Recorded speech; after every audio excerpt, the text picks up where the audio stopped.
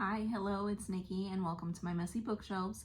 So today I just wanted to share a few of the books that I have accumulated over the last few weeks since my last book haul. We're currently going through a little bit of a book unhaul in my house as well, so I was going to share it in the same video, but since I still have my daughter going through her shelves upstairs, I will refrain from doing that until we have a big pile, because my pile is right there. But yeah, let's get started. I have gone to the bookstore a few times.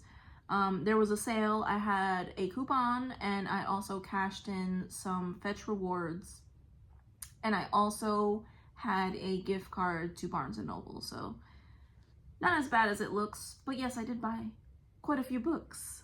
So the first book that I purchased was Red Rising by Pierce Brown.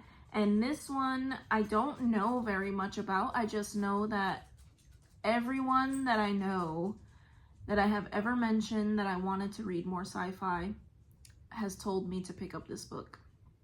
And that is all I really know. I've heard that it's a lot of people's favorite book that I've talked to.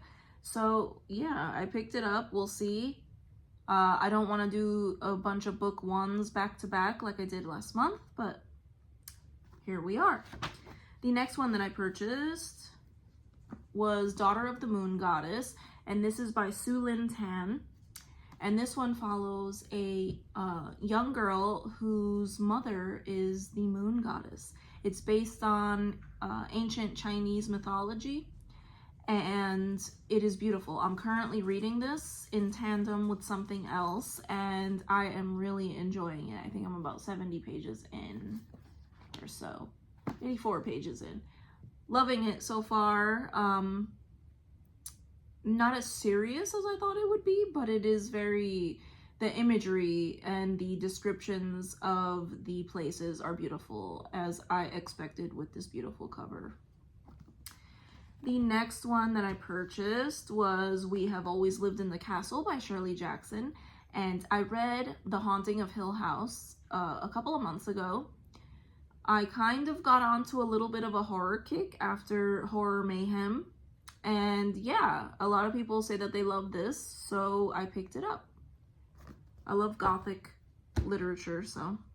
The next one that I picked up was Gulliver's Travels by Jonathan Swift. And this one, I don't think it needs any introduction. It needs no introduction. It follows a person that I believe is named Gulliver, and he goes on adventures. And if you've ever watched a video of mine, you know that I love adventures in books. And I think most of us can picture that famous scene where he is shipwrecked on a beach and he is surrounded by very small miniature people. So looking forward to this one. The next one that I picked up was Beloved by Toni Morrison, and this one is one that I have seen on just about every greatest book of all time list. So I decided to finally pick it up. I had heard that it was very sad, so I had been avoiding it, but I picked it up, and we will see when I will dip into this one. I'm looking forward to it. The next one that I picked up is one that I have read before, and I purchased it because I would like to give it another go, and that is Wuthering Heights by Emily Bronte. And this one is one that I hated. I hated this book when I read it, and just there are so many people who love this book that I decided that I would try to give it another go, because I was younger when I read it. I was very frustrated. I hated every single character in this book. So I'm going to give it another go, and we shall see if I have changed my mind. The next two that I bought are books that I have also read, and that's Mansfield Park and Sense and Sensibility by Jane Austen.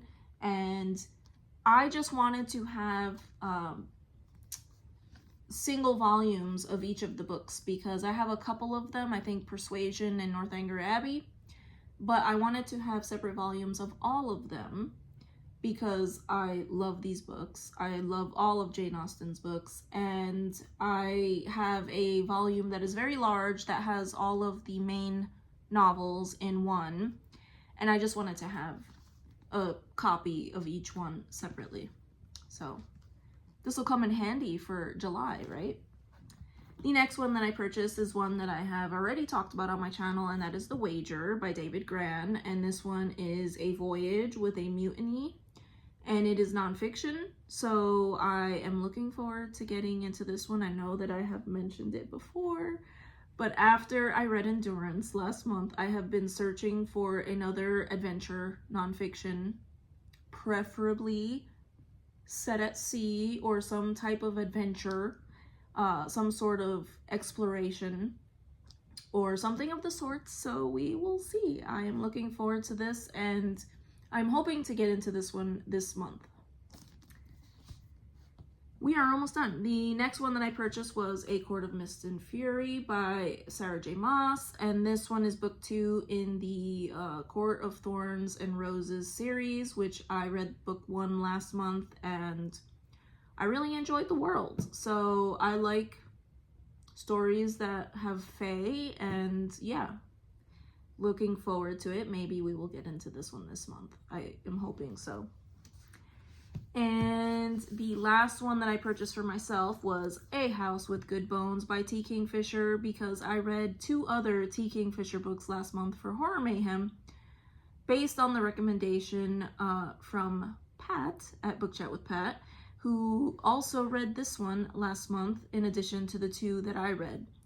And I don't know, I was kind of on a horror kick at the end of May, so I wish that I had read more horror in May, but I am looking forward to this one. I have enjoyed every T. Kingfisher book that I have read so far, so yeah. And then the next ones that I got were just not for me, they were for my daughter. So we got Double Fudge because we read Super Fudge in the month of May, after Little House on the Prairie, some picture books, and another Mo Willems book to add to her collection. So can't go empty-handed for my daughter when we go to the bookstore, but that is everything, I think, that I have purchased in the last 3 or 4 weeks. And I thank you so much if you have watched till the end, and I hope to see you in the next video. Bye.